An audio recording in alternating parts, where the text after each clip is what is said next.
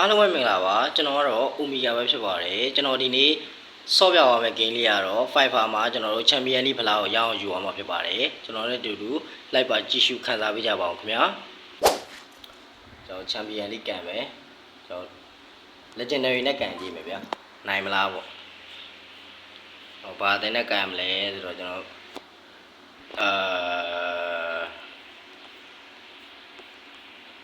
Bayern Munich နဲ့ကန်ကြည့်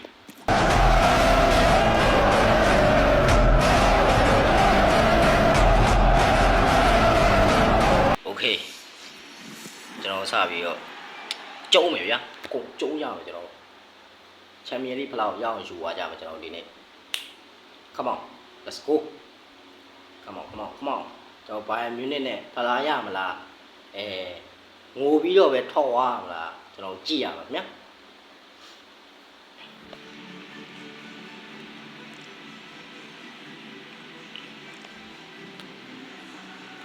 โอเคပွဲရတော့စပြီပွဲရတော့စဟိုစီရလားနောက်မှရှင်းနေတဲ့ဟိုလီစေကောင်းတယ်အိုးမကောင်းတော့ဘူးလုံးဝဟိုဘက်ကကစားသမားတွေကဆိုရင်တော့ပြချက်ချင်းဆိုသလိုတံမြန်တိုက်စစ်ကိုဆင်နေတယ်ဆိုပေမဲ့လည်းကျွန်တော်တို့ဘောလုံးပြတ်သွားပြီဆိုတာနဲ့မရရအောင်ပြန်လိုက်ဆယ်တယ်ခင်ဗျာကျွန်တော်စီရင်တက်ဆက်နေချိန်တင်းမှာပဲကီမစ်ရှင်းမရှိနေတဲ့အိုလီစီမူစီယာလာခြေနေကြည့်နေတယ်ကြောက်လက်တော့ကြိုးစားတယ်ယာသေးတယ်ခင်ဗျာကျွန်တော်စီရင်တက်ဆက်နေချိန်တင်းမှာပဲမူစီယာလာတောက်လျှောက်တော့ဆွဲလာတယ်ကံပြီနောက်တန်းနဲ့ထိတယ်ခင်ဗျာကျွန်တော်စီရင်တက်ဆက်နေချိန်တင်းမှာပဲပြန်ပြတ်တယ်ခင်ဗျာနောက်မှရှိနေတဲ့ကစားသမားတွေကမရရတဲ့နီးနဲ့ဘောလုံးကိုဖြတ်ထုတ်နေတာဖြစ်ပါတယ်ခင်ဗျာကျွန်တော်စီရင်တက်ဆက်နေချိန်တွင်းမှာပဲကျွန်တော်Bayern Munichအသင်းကနေပြီးတော့ပြစ်ဒဏ်မို့ကန်ရမယ်ခင်ဗျာအရှိမရှိနေကစားသမားနဲ့တွဲထားတယ်အခြေအနေမကောင်းလို့နောက်နဲ့ပြန်တွဲထားတယ်အခြေအနေကြည့်နေတဲ့စာလေးကီမီနဲ့ခီမစ်ကျွန်တော်လည်းတိတ်မသိဘူးဗျာဘာခွာမပြောင်းလဲဟဲ့စားသမားကြီးကျွန်တော်လည်းအင်္ဂလိပ်ကိုသိမကျွမ်းရော့ဟာအဆင်မပြေဘူးโอเคမူစီယာလာရထားတယ်ရှင်နေကြည့်နေတယ်ရှင်းမရှိနေတဲ့စာနေနဲ့တွဲထားတယ်ဒါမှပြန်ပြတ်တယ်ခင်ဗျာအိုးစာနေအိုးနောက်ကနေတောက်လျှောက်ဆွဲထားတာကိုတော့ဒိုင်လူကြီးမြင်မနေခဲ့ဘူးခင်ဗျာကျွန်တော်စီရင်တက်ဆက်နေချိန်တွင်းမှာပဲတစ်ဖက်သင်းကတော့လဲလဲမြန်မြန်နဲ့တိုက်စစ်ကိုပြန်လဲပြီးတော့စတင်လာခဲ့တယ်ဒါပေမဲ့လည်းဒိုင်ကထပ်မမြင်မြန်ဘူးကျွန်တော်တို့ဒီဘက်ကနေပြီးတော့ Bayern Munich ကစားသမားတွေကနည်းကျန်းနဲ့ကစားနေပြီပေါ့နော်အိုးကျွန်တော်ပြောနေတဲ့အချိန်မှာပဲကျွန်တော်လီဗာကူဆင်အသင်းက900ပါပြီခင်ဗျာဥဆောင်ကိုရရှိသွားခဲ့ပြီဖြစ်ပါတယ်ကျွန်တော်တို့ဘလို့ပုံစံအနေနဲ့ကိုရရှိအောင်သွင်းမလဲဆိုတာတော့ကျန်တဲ့မိနစ်ပိုင်းတွေမှာပဲဆက်လက်ကြည့်ရှုခံစားရမှာပဲဖြစ်တယ်ခင်ဗျာလူစီယာလာရှင်နေကြည့်နေတယ်ခိန်းနဲ့တွဲထားတယ်ခီမစ်နောက်မှရှိနေတဲ့ဟိုလီစီခီမစ်အိုးလမ်းကန်တယ်ဒါပေမဲ့နောက်မှရှိနေတဲ့နောက်တန်းကစားသမားတွေကပဲအကောင်းဆုံးရှင်းထုတ်ကကွယ်ထားတာပဲဖြစ်ပါတယ်ခင်ဗျာကျွန်တော်စီရင်တက်ဆက်နေကြတွင်းမှာပဲပထမပိုင်းပြီးလို့ဒုတိယပိုင်းကိုပြန်စတော့မှာပဲဖြစ်ပါတယ်ခင်ဗျာကျွန်တော်ဒုတိယပိုင်းပွဲစဉ်စပြီဆိုတာနဲ့တစ်ဖက်အသင်းဟာဘောလုံးကိုလုံးဝအလုံးမပေးပဲကင်ဆော့ထားတာကိုတွေ့မြင်ရတယ်ခင်ဗျာစာနေလိုက်တော့လိုက်နေဒါပေမဲ့မရအောင်ခင်ဗျာဟိုဘက်က1 2လေးနဲ့ပဲဆော့တယ်ကောင်းပါတယ် Oh my god ကောင်းတယ်တော့ရှောက်ကိုဆွဲလာတာနောက်မှပြန်တွဲထားတယ်ချင်းနေကြည့်နေတယ်ပြန်ပြတ်သွားခဲ့တယ်အိုးဒါပေမဲ့လည်းပြန်တော့ရရှိသွားခဲ့ပြန်ပြီဆိုပေမဲ့အိုးဂိုးပြန်ပြီခင်ဗျာထပ်ပြီးတော့ဂိုးသွားပြန်ပြီခင်ဗျာ2-0ပါတဲ့ကျေးဇူးတင်ပါတယ်လို့ကျွန်တော်ရှုံးပြီလို့ကျွန်တော်စီရင်တက်ဆက်နေချိန်အတွင်းမှာပဲကျွန်တော်တို့ Bayern Munich ကဆိုရင်တော့ဖြစ်ချင်းနေမကောင်းတော့ဘူးခင်ဗျာ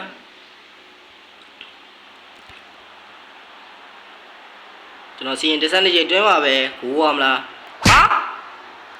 ဘယ်ကိုကန်လိုက်တာလဲလို့ဟောကွန်နာရပါလား sorry နော် sorry ပါရော့ဂိုးတယ်ခင် ဗျာကျွန်တော်စီရင်တင်ဆက်နေချိန်တွင်းပါပဲဘိုင်မြူးနဲ့အသင်းရဆိုရင်တော့ပြန်လဲပြီးတော့ခြေပါကိုတကူရရှိအောင်စွမ်းဆောင်နိုင်ခဲ့တာလည်းဖြစ်တယ်ခင်ဗျာကျွန်တော်ကြံတဲ့မိနစ်ပိုင်းနေမှာပဲလီဗာပူးစင်ကိုထပ်ပြီးတော့ဂိုးတွေသွင်းနိုင်မလားဆိုတာတော့ဆက်လက်ပြီးတော့စောင့်ကြည့်ရမှာလည်းဖြစ်တယ်ခင်ဗျာဘိုင်ကျွန်တော်စီရင်တင်ဆက်နေချိန်တွင်းမှာပဲတစ်ဖက်အသင်းရတော့လေလေမြန်မြန်နဲ့ပဲတိုက်စစ်ကိုပြန်ပြီးတော့စားလာခဲ့ပြီးနောက်မှရှိနေတဲ့နောက်တန်းကစားသမားကိုကြော်တော့မကြော်ခဲ့ဘူးဆိုပေမဲ့လည်းကြော်သွားခဲ့ပြီးလမ်းတင်ထားတဲ့ဂိုးသမားနူရာကောင်းဆုံးပုံစံနဲ့ပဲရရှိထားရပေါ့နော်ဒါပေမဲ့လည်းပြန်ပြတ်တယ်ခင်ဗျတစ်ဖက်အသင်းကစားသမားတွေရှိကိုဘောလုံးကပြန်လဲပြီးတော့ရောက်ရှိသွားခဲ့ပြီးဝေးကတဲ့လမ်းကန်နဲ့အနေငယ်လွဲတယ်ခင်ဗျခုဆိုတော့ကျွန်တော်တို့ဘေးနားမှာရှိနေတဲ့လူတွေနဲ့ပဲအကောင်းဆုံးတွဲပြီးတော့စော်ကစားထားတာလည်းဖြစ်တယ်ခင်ဗျာကျွန်တော်စီရင်တင်ဆက်နေချိန်တွဲပါပဲပွဲချိန်ဟာလည်းကျွန်တော်တို့မိနစ်80ဆိုတဲ့အချိန်ကိုရောက်ရှိလာခဲ့ပြီပေါ့နော်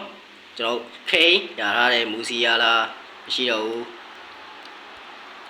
ချိန်ကြီးကြည့်နေတဲ့ကီမီရှ်အောက်မှာရှိနေတဲ့မူစီယာလာနဲ့တွဲထားတဲ့ကီမီရှ်ရထားသေးတယ် Oh my god စင်ပြေနေသေးတယ်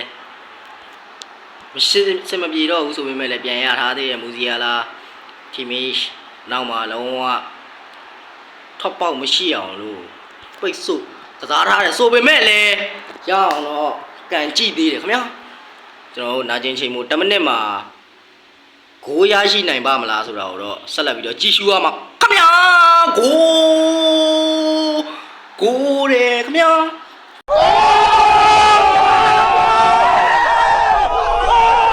စီရင်တစ်စက်နေချိန်တွဲမှာပဲနောက်တဲ့ခြေပါကိုတကူရရှိအောင်လို့တော့ဘိုင်ယန်မြူးနစ်အသင်းစွမ်းဆောင်နိုင်ခဲ့တာလည်းဖြစ်တယ်ခင်ဗျာကောင်းပါတယ်ရန်ကောင်းပါတယ်ကျွန်တော်တို့တူးနဲ့တည်ကြသွားတဲ့အချိန်မှာတော့ကျွန်တော်တို့ပထမပိုင်းမှာတော့2-9နဲ့ကျွန်တော်တည်ကြသွားခဲ့တယ်ခင်ဗျာ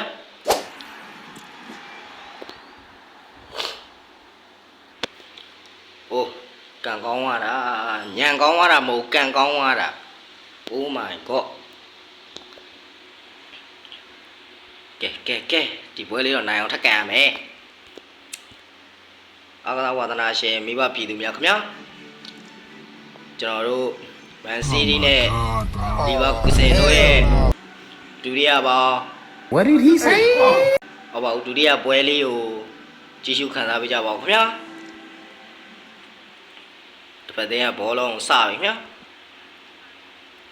နောက်မှရှိရလူနဲ့တွဲထားတယ်ခြေနေကြည့်နေတယ်တောင်မှရှိရလူနဲ့ပြန်ပြီးတွဲထားတယ်ခြေနေကြည့်နေရာသေးတယ်ခင်ဗျာဘောလုံးလုံးဝပဲအလွန်မပေးဘဲနဲ့ကိုကင်ဆော့ထားရလဲဖြစ်တယ်ခင်ဗျာဒါပေမဲ့လည်းတစ်ဖက်တော့ပြန်တော့ပြတ်သွားခဲ့ပြီမူစီယာလာခြေနေကြည့်နေတယ်ဆိုပေမဲ့လည်းမရဘူးခင်ဗျာ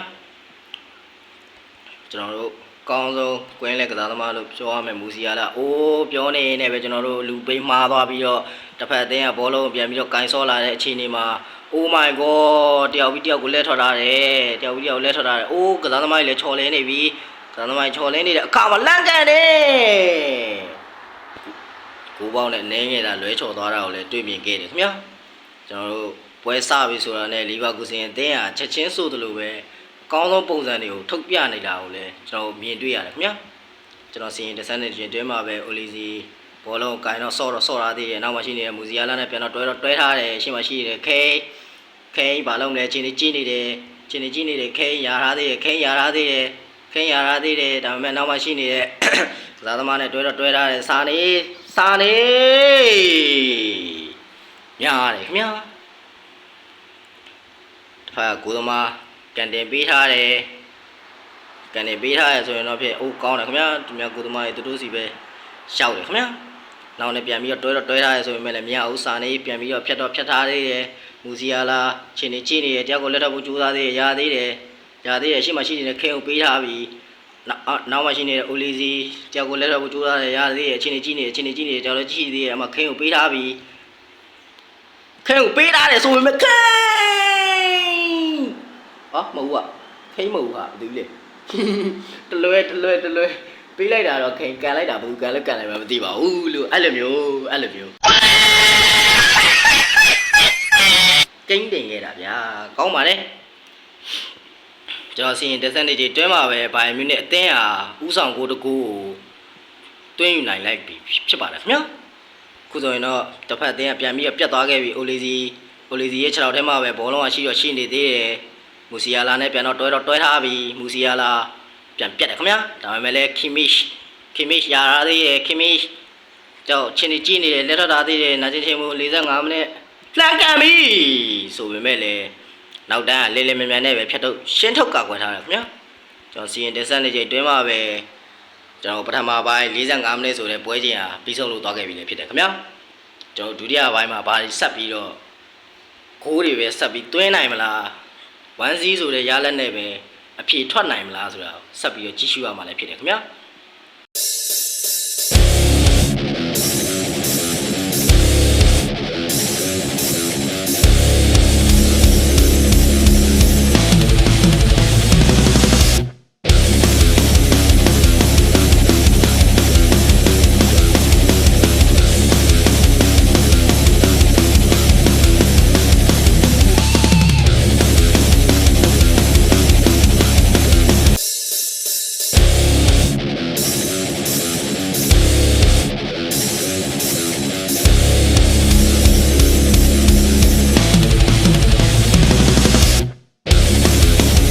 ပထမပိုင်းမှာပြောခဲ့သလိုပဲကျွန်တော်1-0နဲ့ပဲပြီးဆုံးသွားခဲ့တာလည်းဖြစ်တယ်ခင်ဗျာချန်ပီယံလိဝင်ခွင့်ကိုတော့ရရှိသွားပြီပေါ့နော်ကျွန်တော်နောက်ဘယ်အသင်းအနေနဲ့ထပ်ပြီးတော့ကန်မလဲဆိုတာဆက်လက်ပြီးတော့စောင့်မျှော်ကြည့်ရှုခံစားပေးကြပါဦးခင်ဗျာ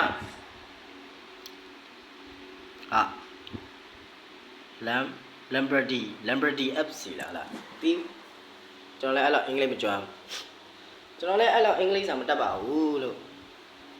DOG တော့နဲ့ CAD ကတ်လောက်ဝယ်သိရ It's okay. Mom, I don't ask you. Ask you like. Okay. ကျွန်တော် quarter final ပထမခြေစမ်းပွဲပေါ့နော်အဲ့လိုပဲပြောရမလား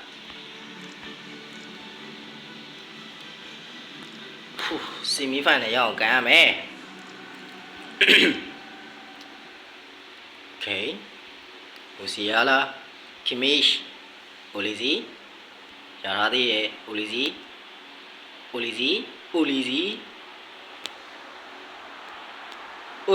နောက်ကနေပြီးတော့ထက်ချက်မကွာလိုက်ဆွဲထားတဲ့ကစားသမားတော့ကွင်းလေဒိုင်လူကြီးอ่ะလုံးဝအဆင်မပြေဘူးဆိုတဲ့ပုံစံနဲ့ပဲကျွန်တော်တို့ပြသထားတယ်အော်ကျော်စီရင်တစ်ဆက်နေကြတွင်းမှာပဲကိုသမားအမီးရောက်ပုတ်ထုတ်ကာကွယ်ထားတာလည်းတွေ့ရတယ်ခင်ဗျာအိုလီစီရပါပြီခီမစ်ချင်းကြည့်နေတယ်ဟာရော့ခဲကိုပေးထားတယ်ရထားသေးတယ်ခီမစ်အောက်မှာရှိနေတဲ့မူစီယာလာကိုပေးထားပြီမူစီယာလာကိုသမားကောင်းဆုံးပုံစံနဲ့ပဲပုတ်ထုတ်ကာကွယ်ထားတယ်ခင်ဗျာကျောင်းတောင်းကံမို့လန်တင်ပေးလိုက်ပြီးခေါင်းတိုက်တယ်ကိုတယ်ခင်ဗျာကျွန်တော်တို့စီရင်တစ်ဆန်နေကြတွင်းမှာပဲဘိုင်မြူနစ်ဟာလျှက်တစ်ပြက်ဆိုတဲ့အလုံးအနေနဲ့ပဲကျွန်တော်တို့ဂိုးရယူနေတာလည်းဖြစ်တယ်ခင်ဗျာကျွန်တော်ခီမီဂျိန်းကောင်းဆုံးပုံစံနဲ့ခေါင်းတိုက်ပြီးသွင်းသွားတာလည်းဖြစ်တယ်ခင်ဗျာခေါင်းတိုက်ဆုံးတက်ခဲ့တာလည်းဖြစ်တယ်ခင်ဗျာတစ်ဖက်တရားဆိုရင်တော့ဂိုးရသွားတဲ့အနေအထားမှာလုံးဝအမှားsorry တစ်ဖက်သေးကလုံးဝအမှားရမရှိဘဲနဲ့ပြန်ပြီးတော့တိုက်စစ်ကိုပြန်ပြီးတော့စလာဆိုပေမဲ့လည်းနောက်တန်းမှာရှိနေတဲ့ကစားသမားတွေကိုတော့ကြော်လွန်နိုင်ခြင်းမရှိဘူးခင်ဗျာကျော်စီရင်တက်ဆက်နေချိန်တွင်းမှာပဲမူစီယာလာချင်းကြည့်နေတယ်နောက်မှာရှိလာတဲ့အိုလီစီကိုတွဲထားတယ်အိုလီစီတယောက်တည်းပဲအိုလီစီရထားသေးတယ်အိုလီစီကျွန်တော်ဖြတ်တင်ပေးဖို့ကြိုးစားရမှာနောက်တန်းကစားသမားတွေနဲ့ပဲထိပြီးတော့ပြန်ပြတ်သွားခဲ့တယ်ခင်ဗျာကျွန်တော်စီရင်တက်ဆက်နေချိန်တွင်းမှာပဲတစ်ဖက်သေးကလေးမြန်နဲ့ပဲတိုက်စစ်ကိုပြန်ပြီးတော့စလာခဲ့ပြီးနောက်မှာရှိနေတဲ့ကစားသမားတွေနဲ့ချိတ်ဆက်မိနဲ့တွဲထားသေးတယ်လန့်ကန်တယ်ကိုသမားနူရာအကောင်းဆုံးပုတ်ထုတ်ကာကွယ်ထားတယ်ခင်ဗျာကျွန်တော်တစ်ဖက်သေးကတောင်းကံမို့ကန်တင်ပေးထားတယ်ခေါင်းတိုက်တယ်ကျွန်တော်ဘိုင်မြူနစ်ကပဲခေါင်းဦးတယ်ခင်ဗျာကျွန်တော်စီရင်တက်ဆက်နေချိန်တွင်းမှာပဲဝေးကစ်တစ်လုံးကိုကျွန်တော်တို့ဘယ်လိုပြောရမလဲဘယ်အသင်းလဲအသင်းမေးကောင်းတယ်ခင်ဗျာ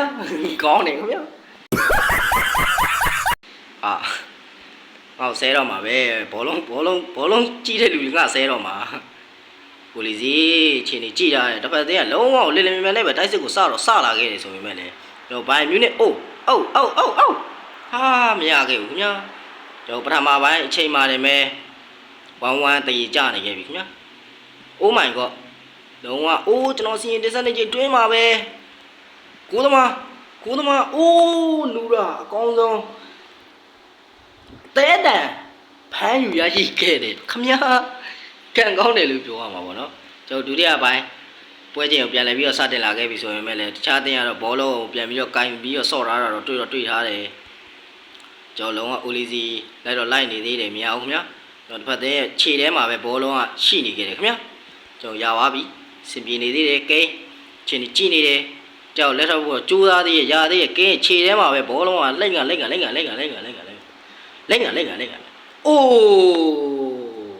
နောက်ကနေပြီးတော့တင့်ပါလာတဲ့ကစားသမားဆိုရင်တော့ဖြစ်ကျွန်တော်ကောင်းဆုံးပုံစံနဲ့မူစီယာလား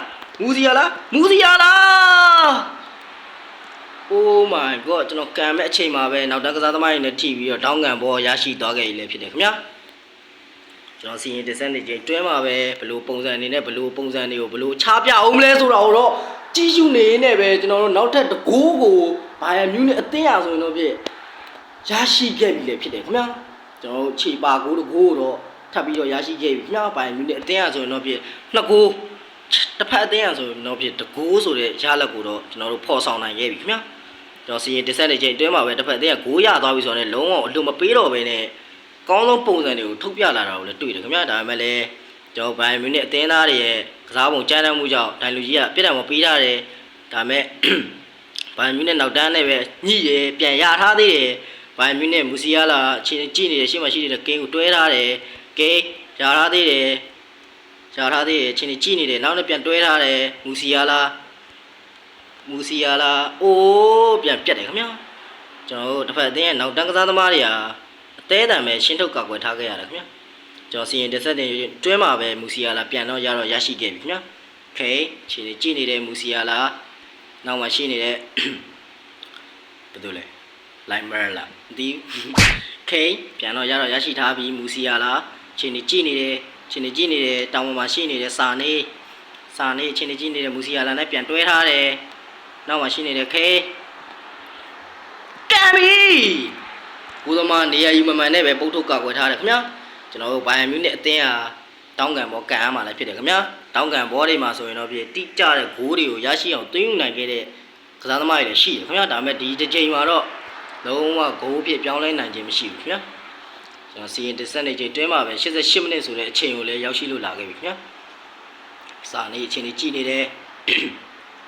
စာနေချင်းကြည့်နေတယ်နောက်မှရှိနေတဲ့ဇာသမားနဲ့ပြန်ပြီးတွဲထားပြီးကန်တယ်နောက်မှရှိတဲ့ကိုနောက်တန်းကစားသမားတွေနဲ့ပဲညှိပြီးတော့ထွက်သွားခဲ့တယ်ပေါ့နော်ဒါပေမဲ့လည်းကျွန်တော်ကွန်တာမရခဲ့ပါဘူးခင်ဗျာကျော်စီရင်တစ်ဆက်နေချိန်တွင်းမှာပဲဒုတိယပိုင်းဆိုတဲ့ပွဲစဉ်ကြီးကပြီးဆုံးလို့သွားခဲ့ပါပြီခင်ဗျာအာကစားဝါသနာရှင်မိဘပြည်သူများခင်ဗျာโอเคကျွန်တော်နောက်ပွဲထပ်ကန်မယ်ကျွန်တော်နောက်ပွဲကကျွန်တော်ဒါဒုတိယလိပေါ့နော်ဒါပထမပွဲစဉ်ဒါပထမ round ကျွန်တော်ဒုတိယ round ထပ်ကန်မယ် second round မှာဘာတွေဘယ်လိုပြောင်းလဲသွားမလဲဘာတွေဘယ်လိုပုံစံတွေကိုထပ်ပြီးမြင်တွေ့ရအောင်လဲဆိုတော့ကျွန်တော်ဆက်လက်ပြီးတော့ကြည့်ရှုခန်းစားပေးကြပါဦးခင်ဗျာ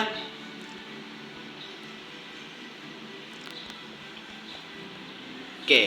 အာကစားဝါသနာရှင်မိဘပြည်သူများခင်ဗျာကျွန်တော်တို့စီရင်တစ်ဆက်နေချိန်တွင်းမှာပဲ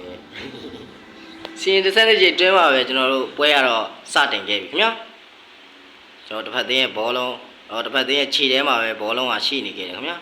ခြေနေကြည့်နေတယ်လုံးဝ1-2လေးနဲ့ပဲဆော့ထားတယ်ဂျာထားသေးတယ်ဘောလုံးပြတ်မထားသေးဘူးယာထားသေးတယ်တယောက်လက်ထွက်ထားရသေးတယ်ဒါပေမဲ့ပြန်ပြတ်တယ်ခင်ဗျာအိုလီစီရဲ့ခြေထောက်ထဲကိုပြန်ရောက်တယ်လုံးဝအခြေအနေကြည့်နေတယ်မူစီယာလာခိန်းနဲ့တွဲထားတယ်ခိန်းအခြေအနေကြည့်နေတယ်နောက်မှရှိနေတဲ့ဘာလို့လဲမသိဘူးကျွန်တော်မသိတဲ့ကစားသမားတွေဆိုရင်တော့ကျွန်တော်မသိဘူးလို့ပဲပြောပါတော့ကျွန်တော်တကယ်အတန်တော့မှားသွားရင်လည်းမကောင်းဘူးဗျာကျွန်တော်လည်းမကောင်းကျွန်တော်လည်းမပြောတတ်ဘူးလားချဘောကျွန်တော်စီရင်တင်ဆက်နေချိန်တွဲမှာပဲဘောလုံးကပြန်တော့ပြတ်သွားခဲ့ပြီတစ်ဖက်သင်းကစားသမားတွေရသွားရဆိုရင်လည်းကျွန်တော်ဘိုင်မြူနစ်ခြေထဲမှာပဲပြန်တော့ရရှိလာခဲ့ပြီမူစီယာလာခြေနေကြည့်နေတဲ့ခီမစ်နောက်မှရှိနေတဲ့အိုလီစီကိုကြည့်ထားတယ်အိုလီစီဘယ်မှာရှိနေတဲ့ခေ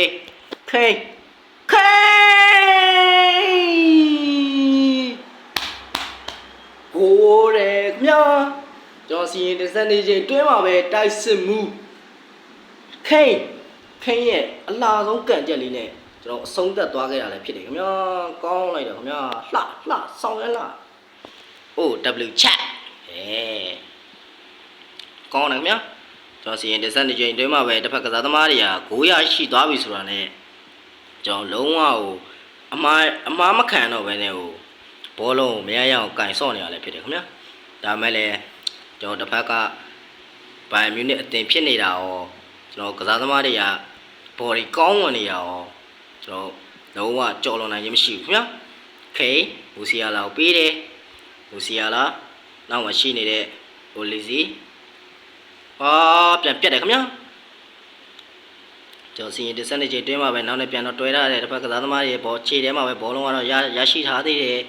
ဟိုးလုံးဝဟိုလှပနဲ့ပဲဘောလုံးကိုကင်ဆော့ထားတယ်တွေ့တယ်ခင်ဗျာကျွန်တော်စီရင်တစ်စက်နေချိန်တွင်းမှာပဲဘောလုံးကိုဘိုင်မြူနဲ့အသင်းသားတွေပြန်ရရှိသွားရဆိုရင်ပဲကွဲလက်တိုင်လူကြီးကတော့ပြစ်ဒဏ်ပေါင်းဖြစ်တတ်မှတ်ပေးထားခဲ့တယ်ခင်ဗျာ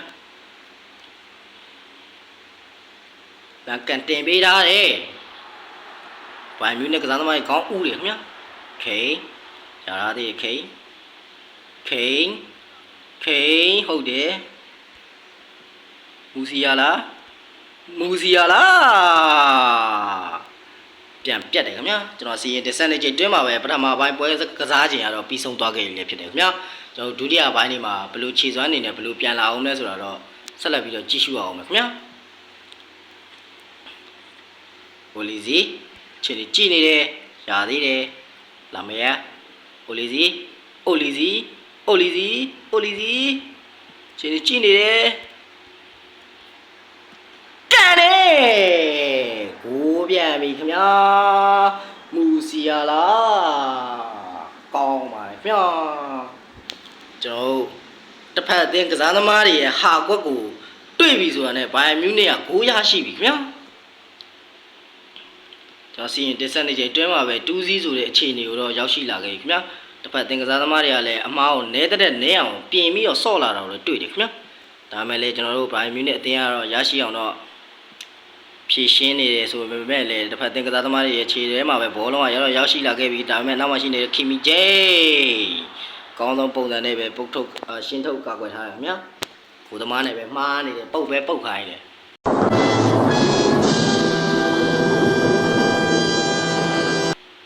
လိုလီစီချင်းကြည့်နေတယ်မူစီယာလာလိုက်ထားတယ်ဒါပေမဲ့တစ်ဖက်သင်ရဲ့ခြေထဲမှာပဲဘောလုံးကရှိနေတယ်ဆိုပေမဲ့လည်းဂျုံနေအောင်ထိုးတယ်ခင်ဗျာစီရင်တစ်စက်နေချိန်တွဲမှာပဲခေါင်းဦးတယ်ဒါပေမဲ့ကိုသမားနူရာရဲ့လက်ထဲကိုပဲရောက်ရှိသွားခဲ့တယ်ခင်ဗျာ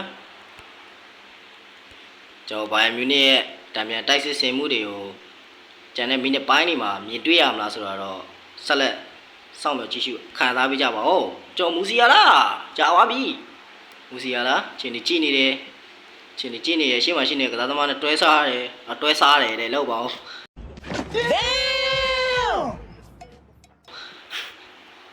ရတာဒီဘောလုံးကအချိန်ကြီးရှိသေးတယ်ကောင်းတယ်အချိန်ကြီးကောင်းတယ်ကဲတယ်အိုလီစီ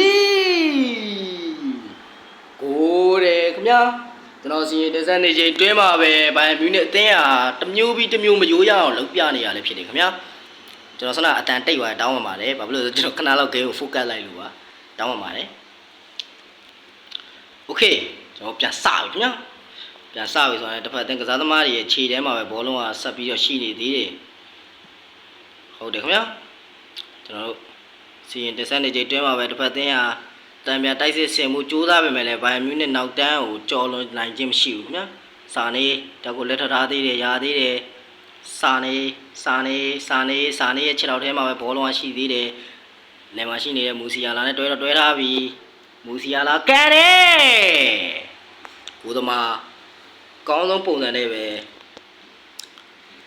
နေရာယူမှန်နဲ့ပုတ်ထုတ်ကာကွယ်ထားရခင်ဗျာတောင်ကံဘောကန်တင်ပေးထားတယ်ကျွန်တော်နောက်တန်းကစားသမားတွေခေါင်းဦးတယ်ကန်ပြီကျွန်တော်9ပါးတိုင်းနဲ့အနည်းငယ်မဟုတ်ဘူးအများကြီးလွဲချော်သွားပါတယ်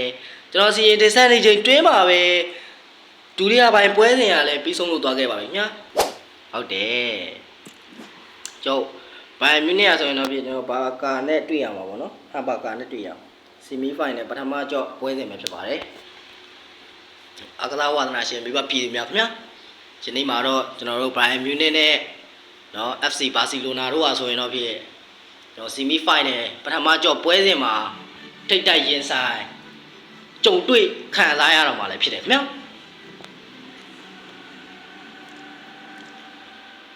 ကဲစပြီမြောဖတ်တဲ့ဟာလုံးဝအကောင်းဆုံးခြေစွမ်းတွေကိုထုတ်ပြနေလာမရမဲโอเคကျောင်းတော့ဖြတ်ထားသေးရဆိုရင်မဲ့လည်းလုံးဝအလွန်မပေးဘူးနော်ဒါမဲ့လည်းဘိုင်မြူနစ်ရဲ့ကစားသမားတွေရဲ့ခြေထောက်ထဲကိုဘောလုံးကပြန်လဲပြီးတော့ရောက်ရှိလာခဲ့ပြီခေအချိန်ကြီးကြည့်နေတယ်ရှေ့မှာရှိနေတဲ့ကစားသမားနဲ့တွဲထားတဲ့စာနေအချိန်ကြီးနေနောက်ကိုလက်ခောက်ထားတယ်မူစီယာလာအချိန်ကြီးနေလန်ကန်ပြီ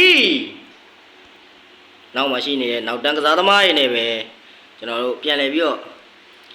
ထိပြီးတော့ထွက်ခဲ့တယ်ဗျာခင်ဗျာစကားရောမှားတယ်ရောဟမ်နောက်တန်းကစားသမားတွေနဲ့ပဲထိပြီးထွက်ခဲ့တယ်ခင်ဗျာကျွန်တော်စီရင်တစ်ဆက်နေချိန်တွဲမှာပဲခေကဲတယ်ဒါမဲ့နောက်တန်းအောင်တော့လုံးဝကြော်လွန်နိုင်ခြင်းမရှိဘူးခင်ဗျာရာဖေးညာတစ်ဖက်သေးကရာဖေးညာတောက်လျှောက်ဆွဲလာသေးတယ်အိုလီစီဒါမဲ့မရဘူးခင်ဗျာပြန်ပြတ်တယ်အိုးရထားသေးတယ်ဘာကာရဲ့ခြေထဲမှာပဲကျွန်တော်အစဉ်ပြေနေသေးတယ်လာမရမဲအိုးပေါင်ကြားတဲ့ထဲဟွာလှတာခင်ဗျာအိုးတယောက်ကိုတက်ထားသေးတယ်ရာသေးတယ်တယောက်ချင်းဖြတ်ကျော်မှုတွေမှာဘာအိုးကျွန်တော်ကွဲလိုက်တိုင်းလူကြီးကတော့ပြစ်ဒဏ်မောဖြစ်တတ်မှတ်ပေးထားခဲ့တယ်ခင်ဗျာဘာကာဆိုတာသိရတဲ့အတိုင်းပဲလာလီဂါမှာဘာဆိုလာပေါ့နော်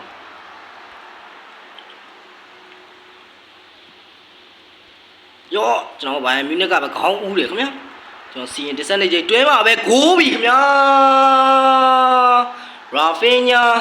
လာပပနဲ့ပိတ်သွင်းထားရခင်ဗျာလာပပပိတ်သွင်းခဲ့တယ်ခင်ဗျာ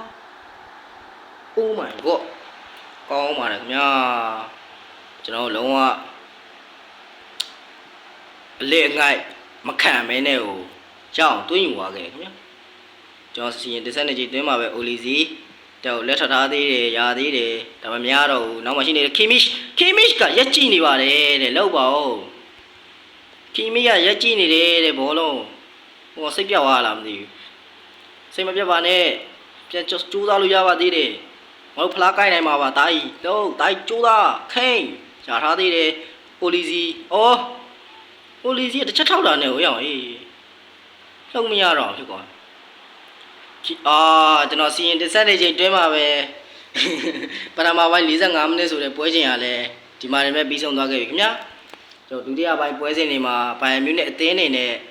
ဂိုးတွေကိုသွင်းယူနိုင်ဖို့လိုတယ်ခင်ဗျာကျွန်တော်တစ်ဖက်အသင်းဘာကစားသမားတွေကလည်းအလွန်မပေးဘဲနဲ့ဟိုနောက်တန်းကချစ်လေးနဲ့ကျွန်တော်ရှင်းထုတ်နေတာကိုလည်းမြင်တယ်ခင်ဗျာကျွန်တော်စီရင်တစ်ဆက်နေချိန်တွင်းမှာပဲခိန်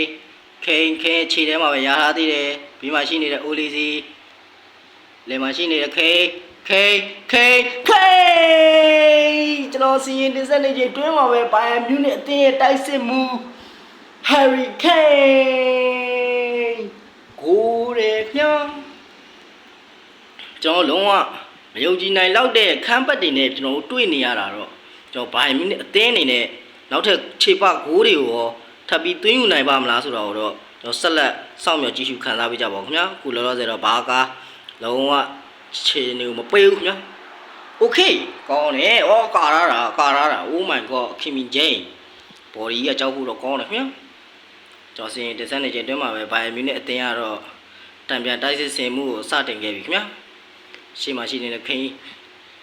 လယ်မှာရှိနေတဲ့မူစီယာလာတောင်ပေါ်မှာရှိနေတဲ့စာနေကိုပေးထားတယ်မူစီယာလာပြန်ပြတ်တယ်ခင်ဗျာကျွန်တော်တို့ကွင်းလက်တိုင်းလူကြီးကတော့ပြတ်တံမောဖြစ်တတ်မှတ်ပေးတာခင်ဗျာကျွန်တော်စီရင်တစ်ဆက်နေချိန်တွင်းမှာပဲဘိုလီစီပြန်ရထားတယ်ခီမစ်အဆင်ပြေနေသေးတယ်ခိန်ရဲ့ခြေထဲမှာပဲခိန်တယောက်လက်ထပ်ဖို့တော့ကြိုးစားသေးရသေးတယ်ခိန်တယောက်လက်ထပ်ဖို့ကြိုးစားသေးရသေးတယ်ကမ်မီကိုသမားနေရာကြီးမမှန်နဲ့ပုတ်ထုတ်ကာကွယ်ထားတာကိုလည်းမြင်တွေ့ခဲ့ရတယ်ခင်ဗျာကျွန်တော်အစီရင်တစ်ဆက်နေချိန်တွင်းမှာပဲဘိုင်မြူနစ်ဟာတောင်းကန်ဖို့ကံပဲခင်ဗျာ တောက်ကံမောကန်တင်ပေးထားတယ်ဘလူးပုံစံနေနဲ့ဖြစ်သွားမလဲဂိုးတယ်ခင်ဗျာအာကစားဝါသနာရှင်မိဘပြည်သူများခင်ဗျာကျွန်တော်စီရင်တဲ့စံနေချင်းတွဲမှာပဲဘိုင်မြူနဲ့အသင်းအားဆိုရင်တော့ပြတောင်ကံမောကနေပြီးတော့ခြေပါကိုတကိုးကိုရရှိခဲ့ပြီလေဖြစ်တယ်ခင်ဗျာခုဆိုတော့ကျွန်တော်တို့ပွဲချိန်တွေကလုံးဝအပြောင်းလဲတွေတော့မြင်တွေ့နေရခဲ့ပြီခင်ဗျာကျွန်တော်စီရင်တက်ဆက်နေချိန်တွဲမှာပဲဘာကာကျွန်တော်ကောင်းဆုံးပုံစံနေနဲ့ရအောင်လုပ်နေတယ်ဆိုပေမဲ့လည်းဒေးဗစ်အိုးအကွက်တွေသွားပြတဲ့အချိန်မှာပဲကျွန်တော်လုံးဝဘာကာအိုးပြန်ရသွားပြီဘိုင်မြူနဲ့အတင်းပဲစင်ပြေနေသေးတယ်ဘိုင်မြူနဲ့ကစားသမားတွေခြေထဲမှာပဲဘောလုံးကရှိနေသေးတယ်မူစီယာလာရှေ့မှာရှိနေတဲ့ခေကိုပေးထားတယ်ရောစာနေနဲ့တွဲထားတယ်စာနေ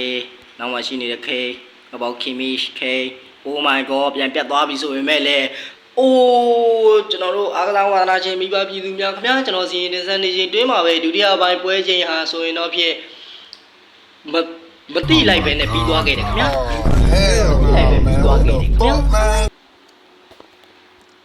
ကျွန်တော်တို့ပထမပိုင်းမှာနော်ဘိုင်မြူနစ်က2ဘာစီလိုနာက1ပါခင်ဗျာကျွန်တော်ဒုတိယပိုင်းပွဲစဉ်ကိုဆက်လက်ပြီးတော့ကြည့်ရှုခံစားပေးကြပါဦးခင်ဗျာ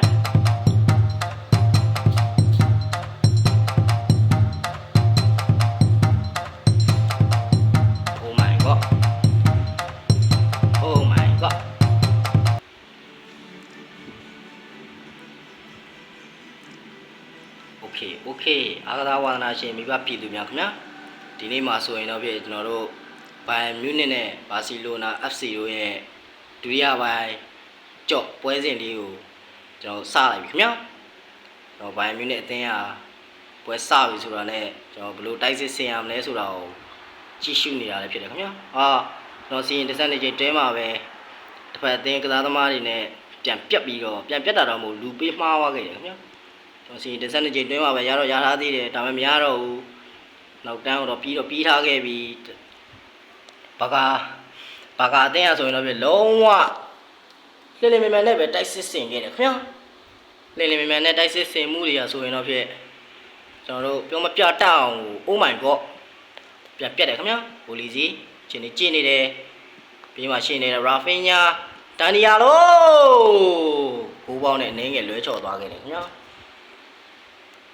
ကျွန်တော်ကိုသမားနူရာရှေ့မှာရှင်းနေတဲ့ခီမီရှ်နောက်မှာရှင်းနေတဲ့အိုလီစီတောက်ကိုလက်ထပ်ကိုကြိုးစားသေးရရာသေးတယ်ဒါပေမဲ့နောက်နဲ့ပြန်တွဲထားတယ်ခီမီရှ်စင်ပြေနေသေးတယ်အိုလီစီရှေ့မှာရှင်းနေတဲ့ခီမီရှ်ကိုပေးထားတယ်ခီမီရှ်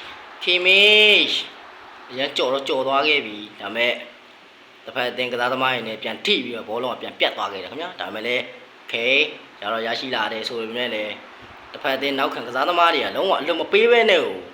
ကျွန်တော်ရတယ်လို့ရှင်းထုတ်ကာကွယ်နေတာကိုလည်းတွေ့ရတယ်ခင်ဗျာကျွန်တော်စီရင်တစ်ဆက်နေချိန်တွဲမှာပဲကျွန်တော်ဘိုင်မြူနစ်က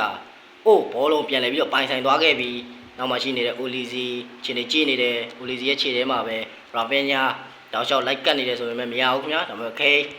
ခေနောက်မှရှိနေတဲ့မူစီယာလာခီမီရှ်မှားတယ်ခင်ဗျာလူပေးမားသွားတဲ့အချိန်လေးမှာခီမီရှ်ပြန်ပြီးတော့ရယူထားသေးတယ်လင်မရှိနေတဲ့ကစားသမားနဲ့တွဲထားတယ်ခေကန်တယ်ကျွန်တော်နောက်တန်းကစားသမားတွေနဲ့ပဲထိပြီးတော့ပြန်ပြတ်ခဲ့တယ်ခင်ဗျာကျွန်တော်စီရင်တက်ဆက်နေချိန်တွင်းမှာပဲပထမပိုင်းပွဲကစားချိန်ကလည်းပြီးသွားခဲ့တယ်ခင်ဗျာကျွန်တော်ဒုတိယပိုင်းကိုပြန်လည်ပြီးတော့စတင်ခဲ့ပြီလည်းဖြစ်ပါတယ်ခင်ဗျာတစ်ဖက်အသင်းကဒုတိယပိုင်းစပြီဆိုတာနဲ့ပဲတံပြန်တိုက်စစ်ကိုမနာတဲ့စီမှုကြိုးစားနေပေမဲ့လည်းဘိုင်မြူနစ်အသင်းသားတွေရဲ့ကျွန်တော်အကောင်းဆုံးဖြတ်ထုတ်ထားတဲ့စွမ်းရည်နေနဲ့မှုကျွန်တော်နော်ဂိုးရရှိဖို့ခက်ခဲနေတယ်ပေါ့ဆောက်တယ်ပဲပြောမှာပေါ့အိုလီစီမူစီယာလာချင်းနေခိတ်ကန်တယ်ဆိုပေမဲ့လည်းနောက်တန်းကစားသမားတွေနဲ့ထိပြီးတော့ပြန်ပြတ်သွားခဲ့တယ်ခင်ဗျာကျွန်တော်စီရင်တင်ဆက်နေချိန်အတွင်းမှာပဲတစ်ဖက်အသင်း ဘာစီလိုနာဆိုရင်တော့ဖြစ်လုံးဝကိုကောင်းမွန်ဆုံးတံပြန်တိုက်စစ်ကိုစားနေတာကိုလည်းတွေးမြင်ခဲ့ရတယ်ခင်ဗျာဒါပေမဲ့လည်းဘိုင်ယန်နောက်ခံနေနဲ့ထိပြီးတော့ပဲလက်ပစ်ဘောမြောက်ထားတယ်ရှားရသေးတယ်ဘာကာလိုနာဘာကာလိုနာပြောဘာကာလိုနာပါတဲ့ဘာစီလိုနာဟာ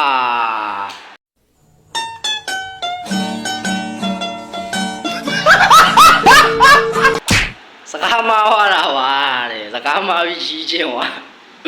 ဘာကာလိုနာရှော့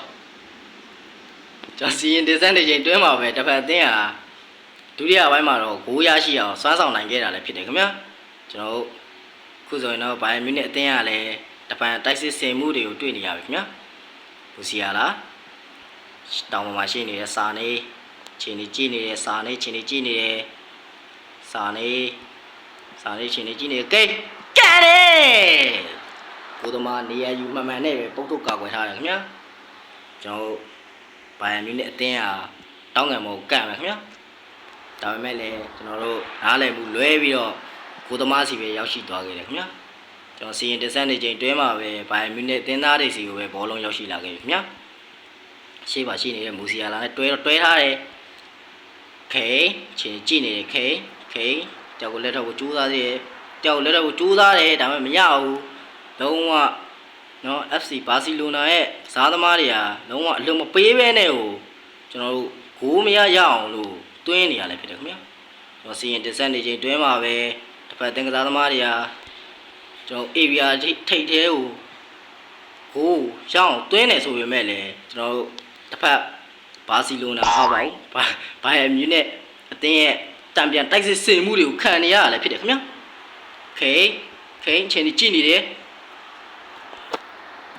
ကမ်မီကျွန်တော်စီရင်တစ်ဆက်နေချိန်တွင်းမှာပဲဒုတိယပိုင်းပွဲကစားချိန်ကလည်းပြီးဆုံးသွားခဲ့ပြီခင်ဗျာကျွန်တော်တို့ဒုတိယပိုင်းပွဲစဉ်ပြီးသွားလို့အချိန်ပိုမိနစ်တွေမှာဆက်လက်ပြီးတော့စောင့်မျှော်ကြည့်ရှုခံစားအောင်မယ်ခင်ဗျာကျွန်တော်ဘိုင်မြူနဲ့ခြေထဲမှာပဲရှိတယ်တယောက်လက်ထပ်ကိုကျိုးထားသေးတယ်ရာထားသေးတယ်ခီမေးလယ်မှာရှိနေတဲ့မူစီယာလာခြေနေကြည့်နေတယ်ခေုံပေးထားပြီကန်တယ်ဟိုးတယ်ခင်ဗျာကျွန်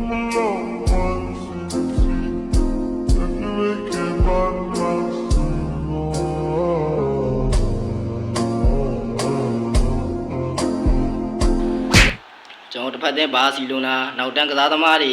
ဟန်ချက်ပြတ်နေတဲ့အချိန်မှာကျွန်တော်ဒီဘက်ကတိုက်စင်မှု Harry Kane ရဲ့ပါနမှုကနေပြီးတော့နောက်ထပ်ချီပါကိုလာဟုတ်တယ်နော်ချီပါကိုတို့ကိုရရှိခဲ့တာပေါ့ခင်ဗျာကျွန်တော်စီရင်တစ်ဆက်နေချိန်တွဲမှာပဲတစ်ဖက်တဲ့ကစားသမားတွေဟာကျွန်တော်ကိုသမားလူရိုင်းလက်ထဲကိုရောက်ရှိလာခဲ့ပြီးရှေ့ကိုကန်တင်ပေးထားတယ်ခေခေါင်းမအူခင်ဗျာကျွန်တော်စီရင်တစ်ဆက်နေချိန်တွဲမှာပဲပထမပိုင်းနာကျင်ချိန်မို့ပြီးသွားတယ်ပေါ့နော်ကျွန်တော်နောက်ထပ်အချိန်ပိုမိနစ်ဒုတိယပိုင်းမှာဘာတွေဆက်ဖြစ်အောင်မလဲဘယ်လိုပုံစံနေနဲ့ဆက်လာအောင်လဲဆိုတာတော့စောင့်ကြည့်အောင်ပါခင်ဗျာကျွန်တော်စီရင်တစ်ဆက်နေချိန်တွင်းမှာပဲတစ်ဖက်အသင်းရဆိုရင်တော့ပြလဲမြဲနဲ့ပဲတိုက်စစ်ကိုပြန်စေမှုစလာခဲ့ပြီလာမင်းရမယ်အဆင်ပြေနေသေးတယ်တစ်ဖက်အသင်းရဲ့ခြေထဲမှာပဲဘောလုံးကရှိနေသေးတယ်ခင်ဗျာကျွန်တော်တစ်ဖက်အသင်းဟာလုံးဝဘယ်လိုဖောက်ထွက်ရမလဲဆိုတာကိုကျွန်တော်ကြည့်နေပြီးတော့ကျွန်တော်ရပါပြီခင်ဗျာ What the fuck ကန်ကောင်းလွန်းလို့ပါခင်ဗျာကျွန်တော်နောက်မှာရှိနေတဲ့ခီမီဂျိန်းကောင်းဆုံးပုံစံနဲ့ကာကွယ်ထားခဲ့လို့သာကျွန်တော်တို့ဘာစီလိုနာအတွက်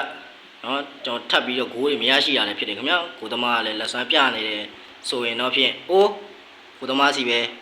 ရောက်ရှိသွားခဲ့ပြီဆိုပေမဲ့လည်းကျွန်တော်စီရင်တင်ဆက်တဲ့ချိန်တွင်းမှာပဲကျွန်တော်တို့ပွဲချိန်ဟာဆိုရင်တော့ဖြစ်ပြီးဆုံးသွားခဲ့ပြီလေဖြစ်တယ်ခင်ဗျာကျွန်တော်တို့ဘိုင်ယန်မြူနစ်အသင်းဟာနောက်ထပ် final ကိုတက်လန်းသွားခဲ့ပါပြီ Oh my god ကျွန်တော်ဖလားရတော့မယ်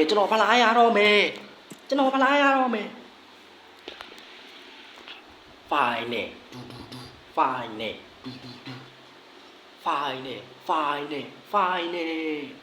ကျွန်တော် final ရောက်တော့မယ်ဟောပေါ့ final ရောက်သွားပြီကျွန်တော်ဘိုင်ယန်မြူနစ်အသင်းချန်ပီယံလိဖလားကိုကင်နိုင်မလားဆိုတာကိုတော့ဆက်လက်ပြီးကြည့်ရှုခံစားကြပါဦးခင်ဗျာ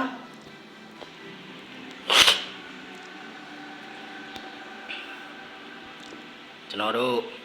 လုံးဝဘိုင်မြူနဲ့တွေ့ရတဲ့အသင်းကတော့ကျွန်တော်ရည်ရဲမထွက်ပဲဖြစ်တယ်ခင်ဗျာကျွန်တော်စီရင်တက်ဆက်နေချိန်တွဲမှာပဲတစ်ဖက်အသင်းတိုက်စစ်စင်မှုတွေကဆိုရင်တော့ဖြစ်အိုးဘယ်လိုဖြစ်တာတော့ကစားသမားတွေဘယ်လိုဖြစ်ကုန်တာတော့ကစားသမားတွေချိတ်လဲနေရဆိုရင်တော့ဖြစ်ကျွန်တော်ဦးလီစီရောက်သွားပြီရှေ့မှာရှိနေတဲ့မူစီယာလာစာနေကိုပေးထားတယ်စာနေတယောက်ကိုလက်ထောက်ကိုကြိုးစားသေးရသေးတယ်စာနေရှေ့မှာရှိနေတဲ့ခင်းကိုပေးထားပြီခင်းကြောက်ကိုလက်ထောက်ကိုကြိုးစားသေးရသေးတယ်ခင်းလမ်းကန်ရမှာတော့ဂိုသမားစီပဲတက်မမတ်ကြီးရောက်ရှိသွားခဲ့တယ်ခင်ဗျာတော့စီရင်တက်ဆက်နေချင်းတွဲမှာပဲပြန်လဲပြီးတော့ရရှိလာရဆိုရင်တစ်ဖက်အသင်းကစားသမားတွေကကောင်းသောပုံစံနဲ့ပဲရှင်းထုတ်ကာကွယ်ထားတာကိုလည်းတွေ့တယ်ခင်ဗျာရိုဒရီဂိုနောက်မှာရှိနေတဲ့လူကာဘာလည်းမသိဘူးပြီးထားတယ်အိုးကောင်းဦးတယ်အမ်ပါပေဂိုးတယ်ခင်ဗျာကျွန်တော်စီရင်တက်ဆက်နေချင်းတွဲမှာပဲရေမထွက်တင်းဟာဥဆောင်ဂိုးကိုရရှိသွားခဲ့ပြီလည်းဖြစ်တယ်ခင်ဗျာဟုတ်ကဲ့ကျွန်တော်တို့အခုဘိုင်ယန်မြူနစ်အသင်းဟာလှည့်လည်မြန်မြန်နဲ့ပဲတိုက်စစ်ဆင်မှုစနေခဲ့ပြီခင်ဗျာ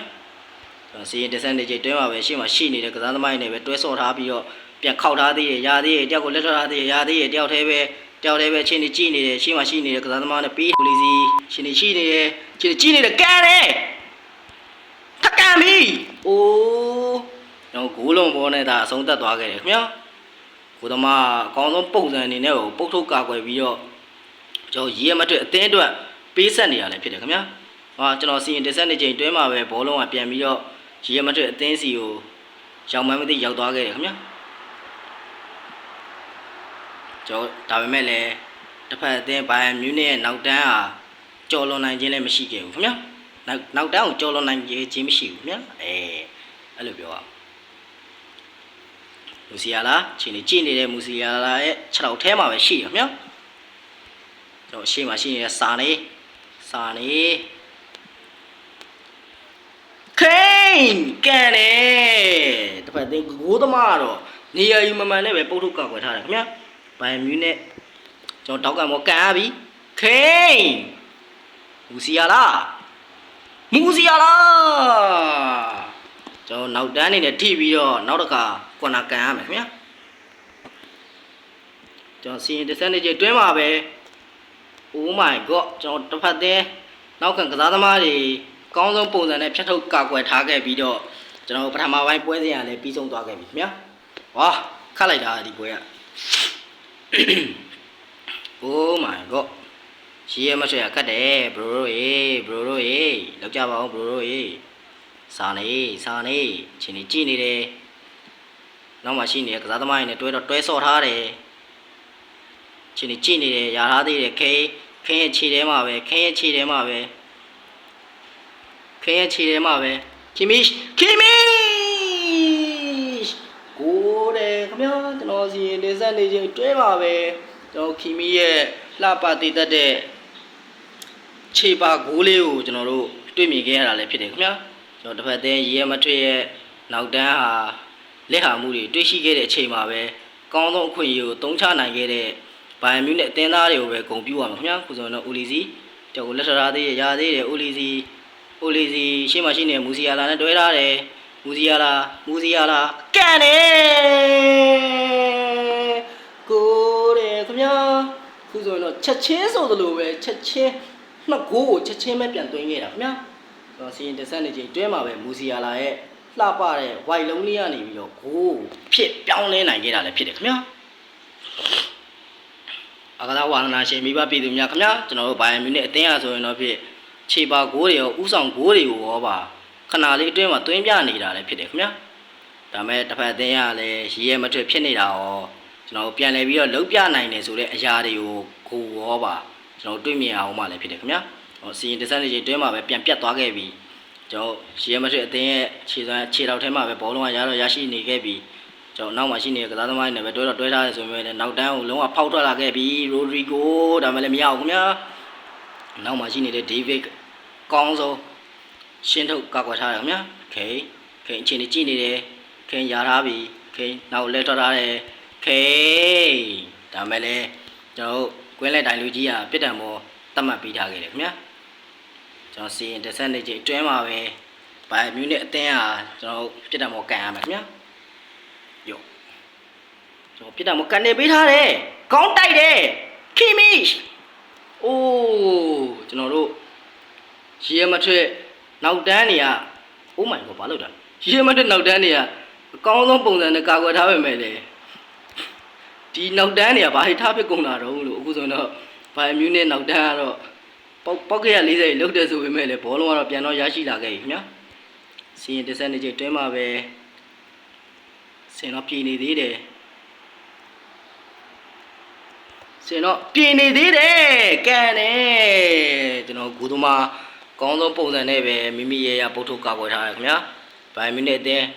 တောင်းကံမောကန်နေပေးထားတယ်ခေါင်းတိုက်တယ်နောက်ဆုံးမီးနဲ့မှာခီမီဂျေးနောက်ဆုံးသောမီးနဲ့မှာနောက်ဆုံးသောတွင်းကိုတွင်းယူခဲ့တဲ့ခီမီဂျေး